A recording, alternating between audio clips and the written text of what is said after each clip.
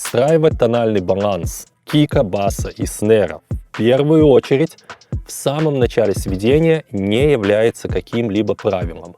Но в этом есть определенная практическая логика, которую можно использовать во время подбора инструментов и в особенности во время сведения. Если оставить балансировку низкочастотных инструментов на потом, то это будет сделать гораздо тяжелее. Во-первых, наш слух просто привыкнет к изъянам звучания. Во-вторых, само по себе склеивание кика, снэра и баса является довольно-таки сложной задачей. Эти три элемента являются важной составляющей ритмической части большинства аранжировок в поп и рок-музыке. Если их не отстроить в самом начале процесса, то можно потерять взаимодействие с остальными инструментами и голосом. В-третьих, если вы уже в середине микса и поняли, что бочка и бас звучат не так, как надо, то будет гораздо сложнее добиться нужного баланса этих инструментов, без того, чтобы не нарушить другие элементы в миксе, находящиеся в среднечастотном диапазоне. Короче, потребуется гораздо больше телодвижений, и весь процесс удлинится. Осталось дело за самым маленьким – сесть и отстроить низкочастотный баланс. Flash Records. Тема низкочастотного баланса, эквализации и компрессии является сложной темой. И, по моему мнению, многое можно объяснить в теории и тяжело продемонстрировать на практике через интернет. Через несколько минут я объясню, почему это так. Я решил разбить эту тему на несколько эпизодов. Сначала объясню некоторые теоретические аспекты и факты на простом, доступном языке. А потом будет несколько коротких видео с примерами и трюками, которые вы сами сможете использовать на практике. Для начала давайте определим, что будет считаться низкочастотным диапазоном. Условно, это то, что ниже 300 Гц. Я думаю, что большинство людей, начинающих, а также довольно-таки продвинутых в теме звукоинженерии, постоянно сталкиваются с проблемой избытка или недостатка низких частот. Если мы работаем на мониторах, то основной проблемой с корректным воспроизведением низких частот является наша комната. Снова комната. Неважно, какие мониторы мы используем, комната портит всю малину. В третьем, четвертом и пятом видео я объяснял, почему это так. В дополнение к этому наш слух очень плохо воспринимает перепады громкости в низкочастотном диапазоне. Поэтому, когда мы слушаем микс на разной громкости или постоянно переключаемся на другие мониторы, то мозгу сложно понять, нужно ли сделать громче бочку и бас или наоборот, нужно ли сделать их тише. А если вы работаете на завышенной громкости, то в дополнение ко всему, что я сказал, ваши уши будут уставать в течение всего нескольких минут. А так как низкочастотный диапазон самый трудный для восприятия, то мозг просто войдет в режим ступора. Почему это так, я объяснял в 6 и 7 видео о рабочей громкости. Что насчет наушников? Я уже неоднократно говорил, в наушниках можно хорошо сводить. Даже очень хорошо. У наушников есть одно большое преимущество по сравнению с мониторами. Нету влияния комнаты. Нету стоячих волн, нету сильных пиков и провалов в низкочастотном диапазоне. Нам не нужно заморачиваться с акустической отделкой комнаты. Есть проверенные временем модели наушников, в которых хорошо воспроизводятся низа. Но, маленькое но, нужно учитывать то, что помимо ушей мы воспринимаем низкочастотные звуки через тело. В крупных студиях, в особенности в мастеринг-студиях, можно видеть большие мониторы от пола до потолка, на которых в течение нескольких секунд можно отчетливо услышать, понять и почувствовать, что не так с низами. Но, к сожалению, наушники не дают этого ощущения. Что же делать? И тут я хочу отмотать немного назад к 30-му видео и вернуться к теме о референс-миксах и тренировки слуха. Когда речь идет о референс-миксах, то часто имеется в виду сравнение того, над чем вы сейчас работаете, с какими-нибудь известными треками или песнями.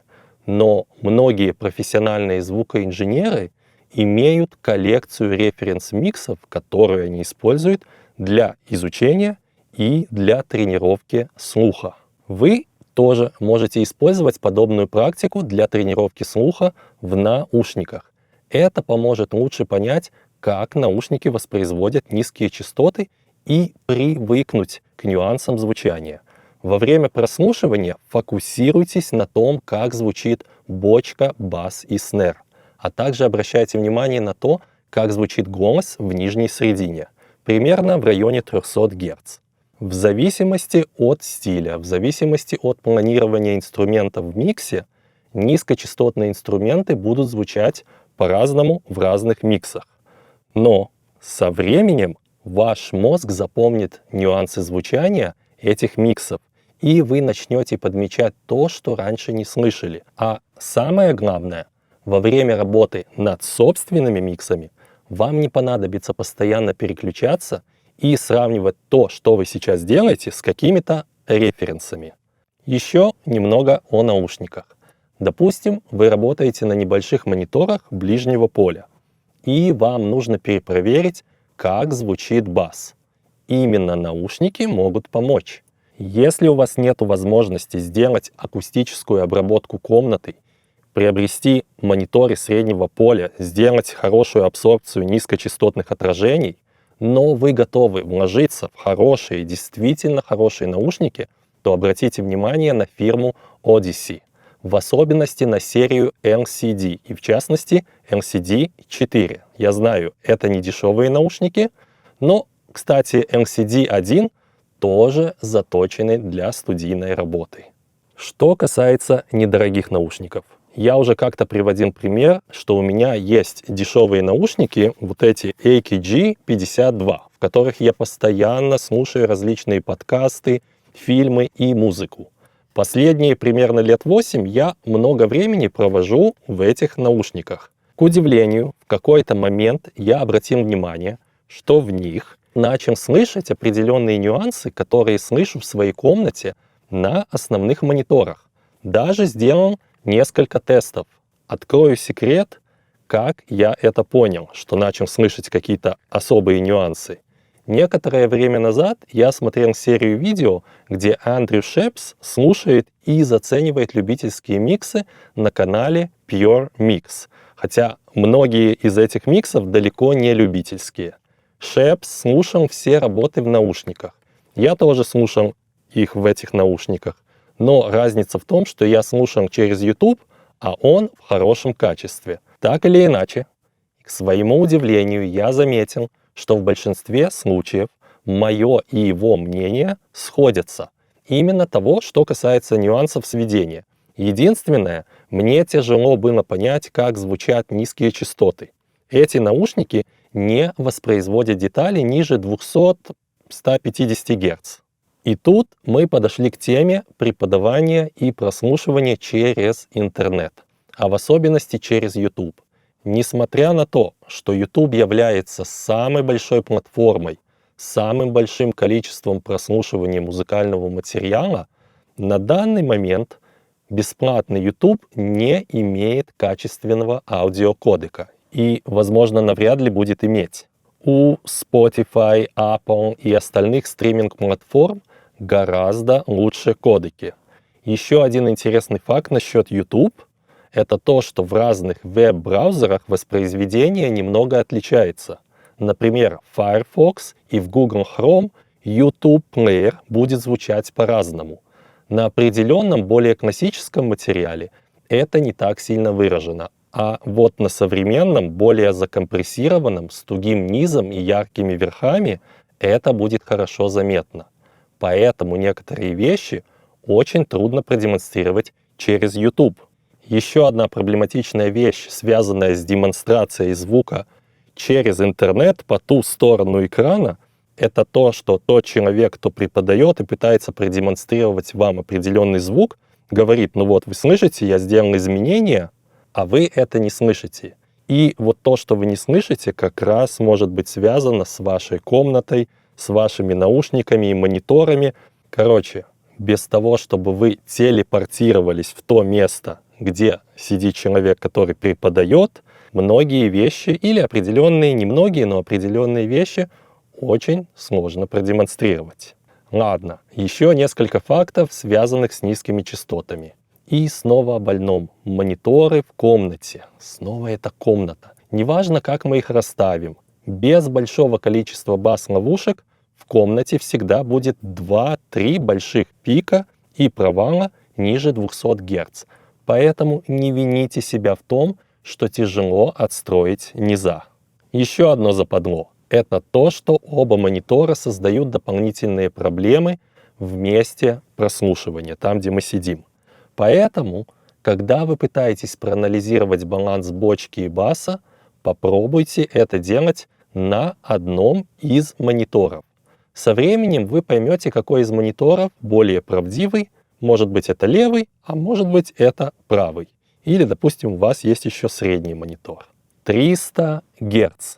Несмотря на то, что это нижняя средина, данный диапазон в районе 300 Гц имеет интересное свойство, влияющее на субъективное восприятие низких частот. Первое, нехватка этого диапазона делает звучание микса узким, и появляется ощущение, что надо добавить низов. Второе интересное свойство 300 Гц – это склеенный звук. Часто можно слышать, что компрессия и сатурация добавляет склеенность и целостность.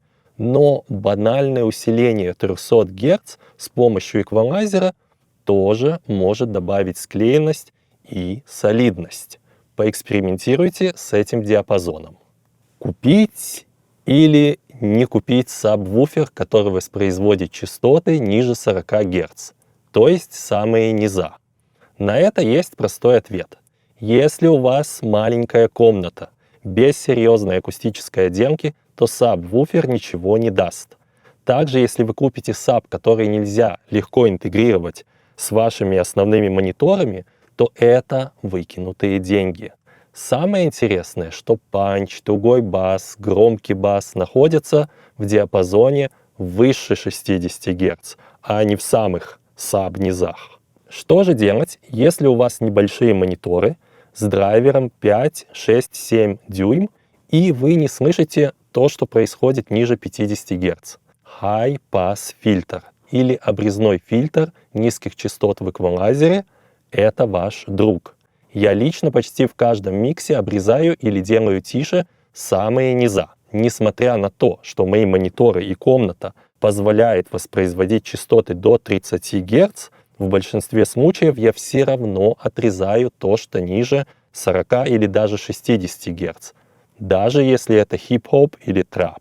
Короче, не усиливайте те частоты, которые вы не можете слышать. Сделайте очень простой эксперимент. Экспортируйте микс как есть, без high-pass фильтра на мастер-канале, а потом обрежьте то, что ниже 60 Гц. Не меняйте Q. По-русски, если я не ошибаюсь, это называется крутизна фильтра или... Послушайте оба варианта в машине. Уверен, что вариант с обрезанными низами будет звучать более тугим, громким и ярким. И не будет вот этого запердывания и трясения пластика в дверях. Напишите в комментариях, какие вы используете трюки и приемы для контроля низких частот. В следующем видео я продемонстрирую эксперимент, связанный с балансом и совместимостью низкочастотных инструментов на разных системах. Что-то, что вы сможете использовать на практике. Ну, а на сегодня все.